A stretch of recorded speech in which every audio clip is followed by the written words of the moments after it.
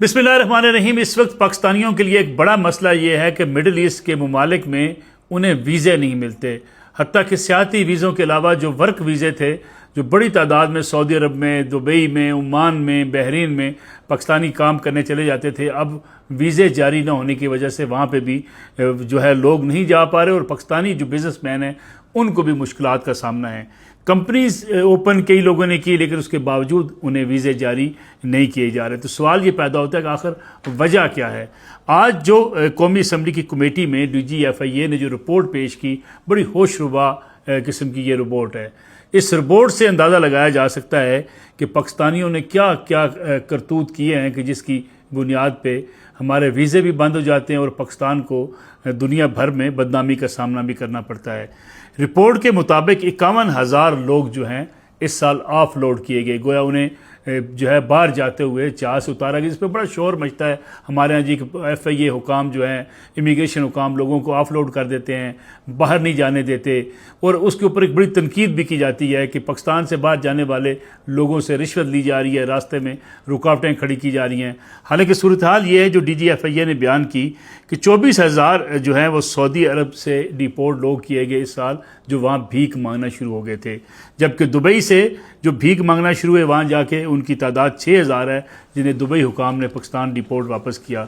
Azerbaijan जाने वाले लोगों की तादाद 2,500 है, जिन्हें भीख मांगने के जुर्म में वहाँ से डिपोर्ट किया गया। इसी तरीके से उम्रा पर जाने वाले जो लोग हैं, उनके जो लोग डिपोर्ट हुए या वहाँ से जो लोग यहाँ से ऑफलोड किए गए, उनमें से कई ऐसे पाकिस्तानी थे जिनके पास उम्रे का वीज़ा था, वो उम्रा करने जाना चाहते थे, लेकिन उनके पास यूरोपीय ममालिक के कागजात थे। गोया यहीं से वो प्लानिंग करके उम्रा पर जा रहे थे कि आगे से वो यूरोपीय ममालिक में स्लिप हो जाएंगे।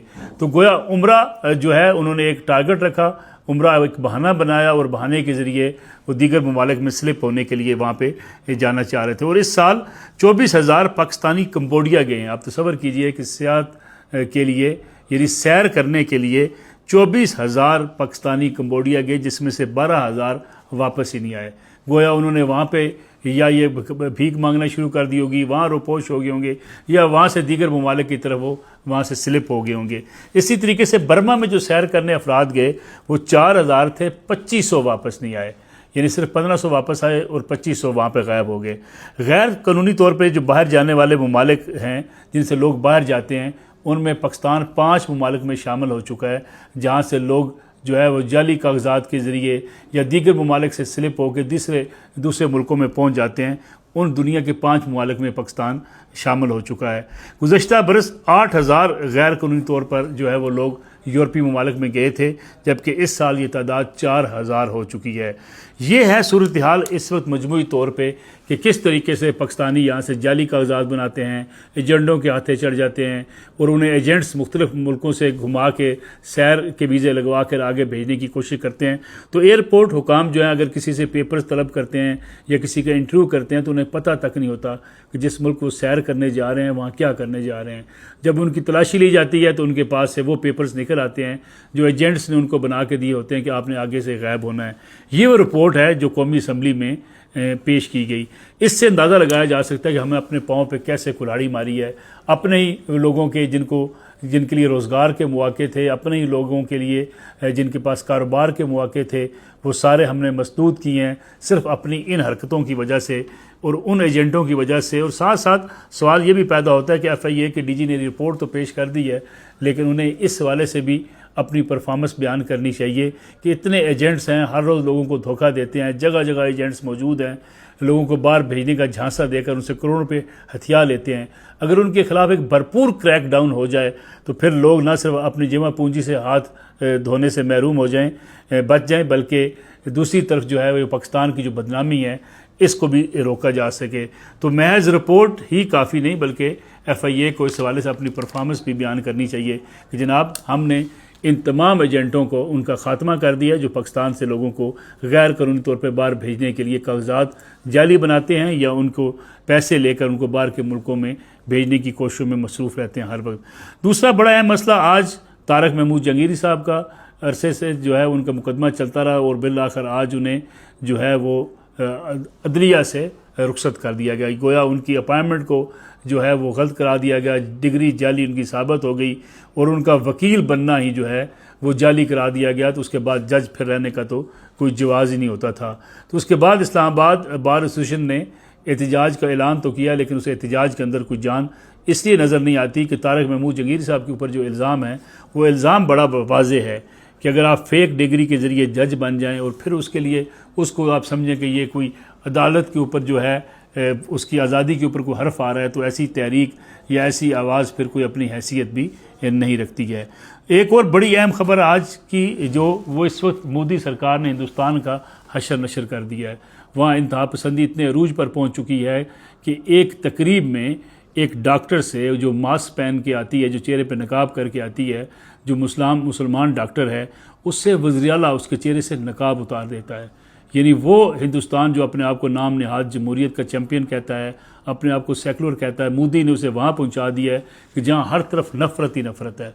और नफ़रत यहाँ तक पहुँच चुकी है कि लोगों के लिबास के ऊपर, लोगों के हिजाब के ऊपर भी इलेक्टेड वज़ीर आला यानी मुंतखब वज़ीर आला जिसका काम है लोगों को तहफ़्फ़ुज़ देना, जिसका काम है पूरे अपने इलाके के खा वो किसी भी मज़हब से तल्लक़ रखते हों उनके हकूक़ का तहफ़्फ़ुज़ करना, वो स्टेज पे आने वाली मुसलमान खातून के चेहरे का निकाब उलटने की कोशिश करता है।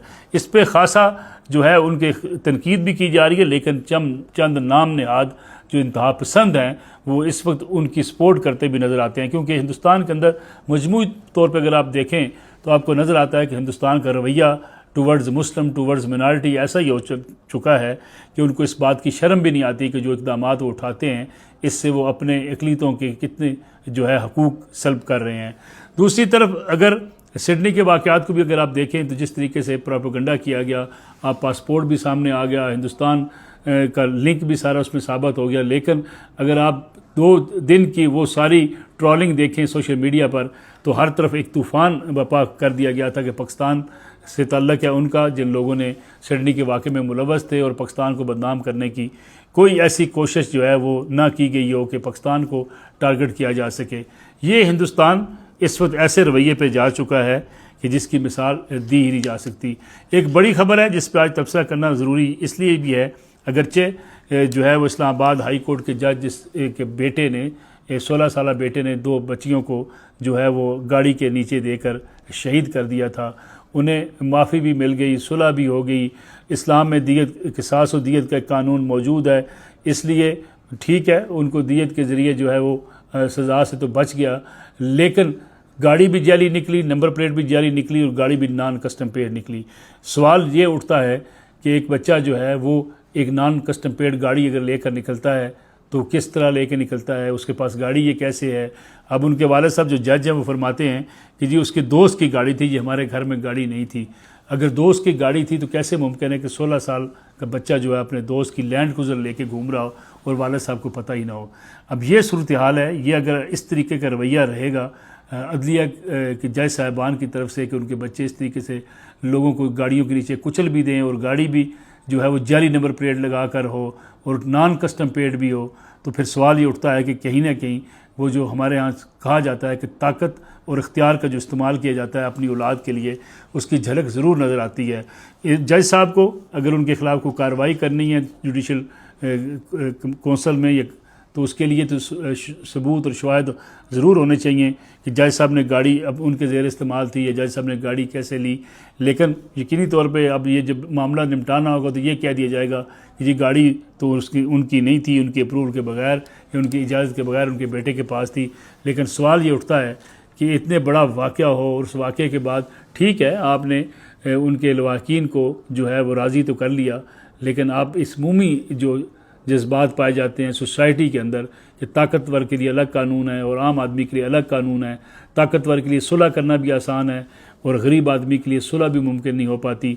और फिर नॉन कस्टम पेड गाड़ियाँ कौन चलाता है, जाली नंबर प्लेट लगा के गाड़ियाँ कौन चलाता है, ये भी हर किसी को खबर है। आम आदमी के बस के काम नहीं है। और अगर ताकत का इस तरीके से इस्तेमाल किया जाए तो फिर सवालात उठते हैं कि क्या ऐसे जज के ख़िलाफ़ कार्रवाई नहीं होनी चाहिए।